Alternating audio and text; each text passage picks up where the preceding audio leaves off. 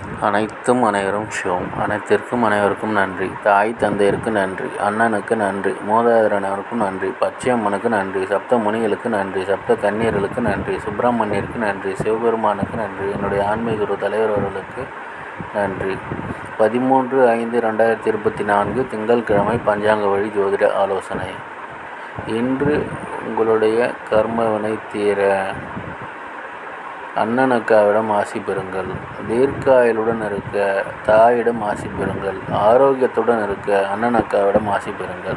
பணம் பெருக குழந்தைகளுக்கு உதவி செய்யுங்கள். எடுத்து வைக்கும் காரியம் அனைத்திலும் வெற்றியடைய அண்ணன் அக்காவிடம் ஆசி பெறுங்கள்.